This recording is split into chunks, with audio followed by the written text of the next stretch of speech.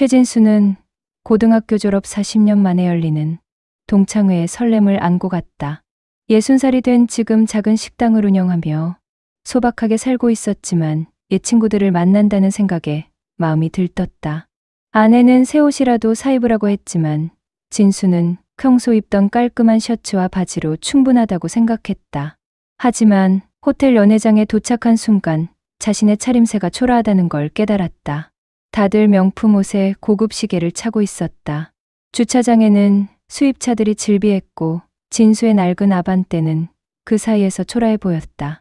특히 옛날 반장이었던 김태주는 대기업 임원 출신답게 위풍당당했다. 벤틀리에서 내리는 그의 모습에 동창들이 환호성을 질렀다. 진수야, 오랜만이네. 뭐하고 살아?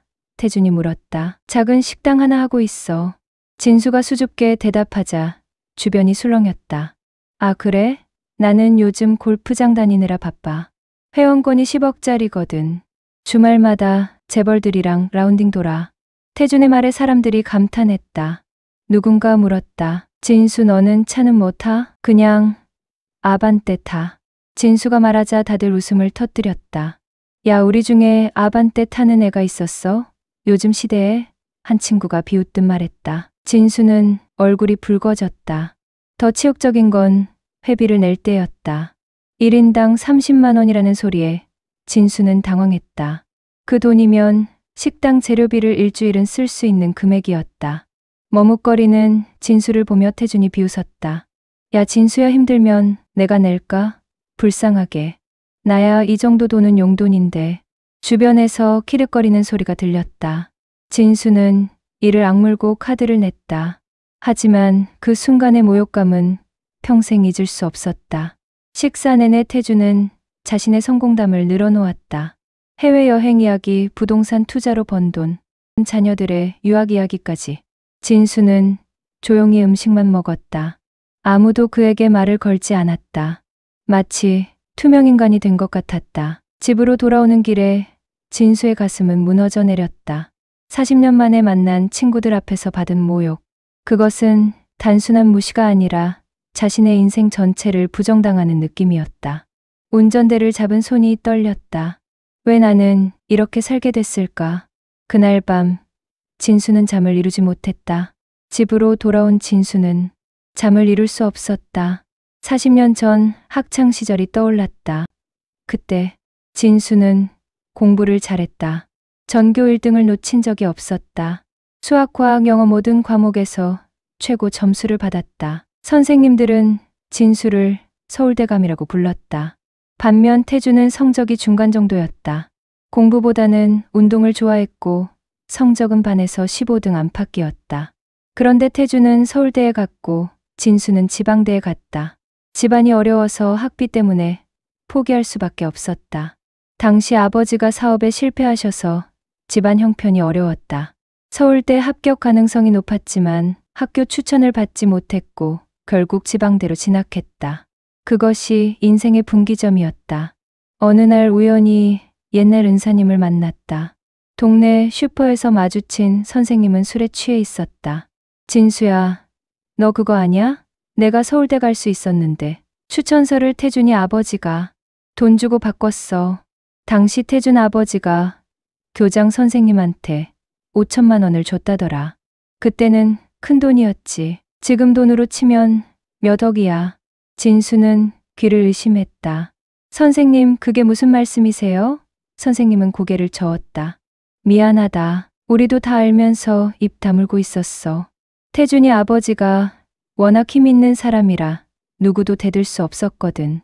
시의원이었잖아. 학교 예산도 그 사람 손에 달려 있었고. 진수는 온몸이 떨렸다. 40년 전 자신의 인생이 바뀐 이유가 거기 있었다.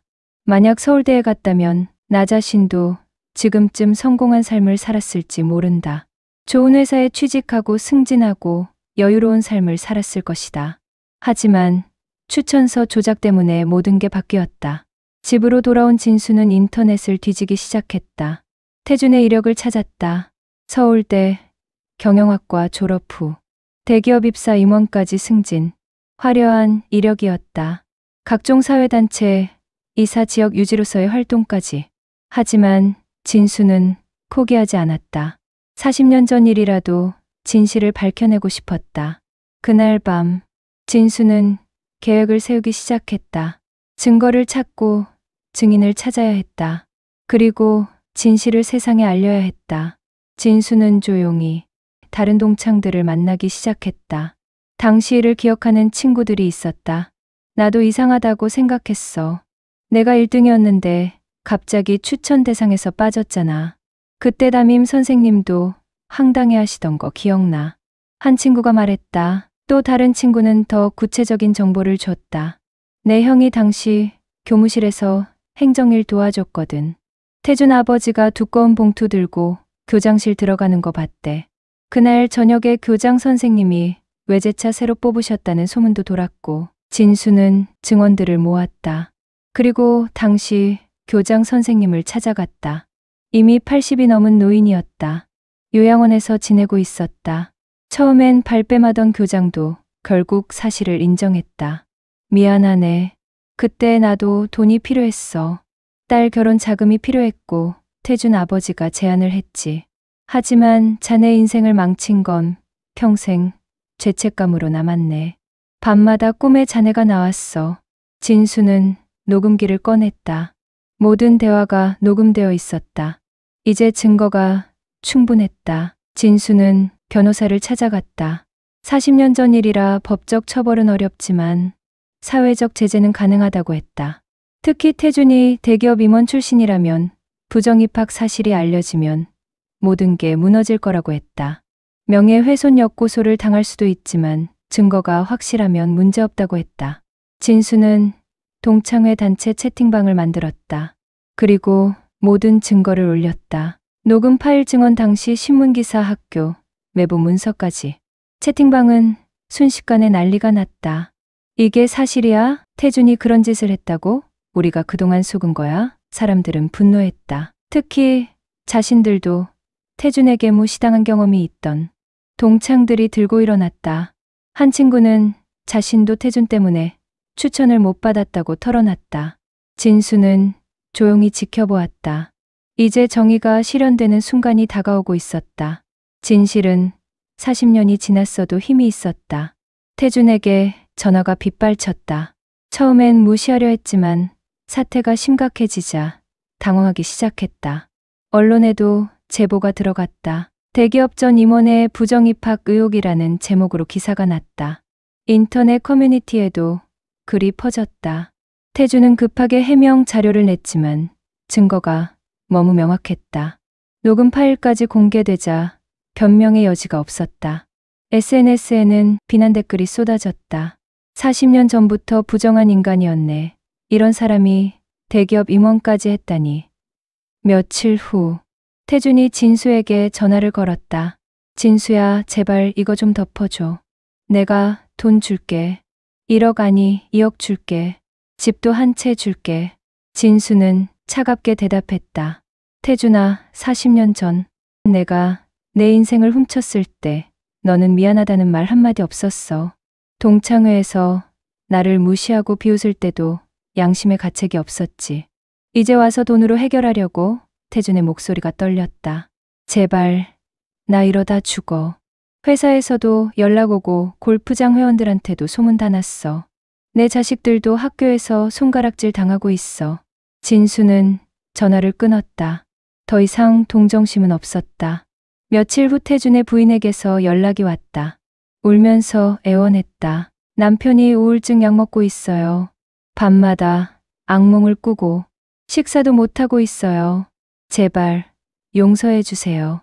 저희 아이들은 아무 죄도 없잖아요. 하지만 진수의 마음은 흔들리지 않았다. 40년 동안 자신이 겪은 고통을 생각하면 이 정도는 아무것도 아니었다. 자신도 아이들에게 좋은 교육을 시켜주지 못했고 아내에게 여유로운 삶을 선물하지 못했다. 결국 태준은 모든 사회활동을 중단했다. 골프장 회원권도 팔았고 동창회에도 나오지 못했다. 각종 단체 이사직도 사퇴했다. 명예는 완전히 추락했다. 한때 잘난 척하던 그의 모습은 온데간데 없었다. 진수는 복잡한 심정이었지만 후회는 없었다. 정의는 실현되어야 했다. 40년은 늦었지만 진실은 밝혀졌다. 1년 후 다시 열린 동창회에서 분위기는 완전히 달랐다. 진수가 들어서자 사람들이 일어나서 박수를 쳤다. 진수야, 잘했어. 우리가 미안해. 진작 내 편을 들었어야 했는데. 동창들은 진심으로 사과했다. 한 친구가 물었다. 진수야, 시원하냐? 진수는 고개를 저었다. 시원하지는 않아. 그냥 이제야 공평해진 것 같아. 40년 전에 빼앗긴 것을 돌려받은 느낌이랄까. 돈이나 지위를 되찾은 건 아니지만 명예는 되찾은 것 같아. 그날 이후 진수의 식당에 손님이 늘었다. 동창들이 단골이 됐고 입소문을 타고 젊은 손님들도 찾아왔다. 정직하게 장사하는 사장님이라는 소문이 났다. 한 손님이 말했다. 사장님, 이야기 들었어요. 멋있으세요. 요즘 시대의 정의를 위해 싸우는 사람이 몇이나 되겠어요. 어느 날 아내가 말했다. 여보, 당신 요즘 얼굴이 밝아졌어. 웃음도 많아지고. 진수는 웃으며 대답했다. 그동안 억울함을 안고 살았더니 얼굴도 어두웠나 봐. 이제는 떳떳하게 살 수 있어서 좋아. 거울 보는 게 즐거워. 60살에 찾은 정에 늦었지만 의미가 있었다. 진수는 깨달았다. 진짜 성공은 돈이나 지위가 아니라 떳떳함이라는 것을. 그리고 그 떳떳함을 되찾기 위해 싸운 자신이 자랑스러웠다. 거울을 보며 진수는 미소를 지었다. 주름진 얼굴이지만 눈빛만큼은 40년 전보다 더 빛나고 있었다. 작은 식당이지만 그곳은 정직과 자존심으로 가득 찬 공간이었다. 그것이 진수가 평생 지키고 싶었던 가치였다. 이제 그는 진정으로 성공한 사람이 되었다. 손님들은 음식 맛뿐만 아니라 진수의 인품에 감동했다. 젊은이들이 찾아와 조언을 구했다. 사장님, 저도 불의에 맞서고 싶은데 용기가 안 나요. 진수는 말했다. 정의는 언제나 늦지 않아. 중요한 건 포기하지 않는 거야. 에필로그. 5년 후 진수의 식당은 지역 명소가 되었다. 벽에는 정직은 최고의 성공이라는 액자가 걸려 있다. 어느 날 낯선 청년이 찾아왔다. 사장님, 저는 태준의 아들입니다. 아버지를 대신해 사과드리러 왔어요. 진수는 조용히 고개를 끄덕였다. 내 아버지에게 전해줘. 용서는 아직 이르지만 내가 정직하게 산다면 그것으로 충분하다고. 청년이 나간 후 진수는 창밖을 바라봤다. 석양이 아름다웠다. 인생의 황혼기에 찾은 평화. 그것이 진수가 얻은 진짜 보상이었다.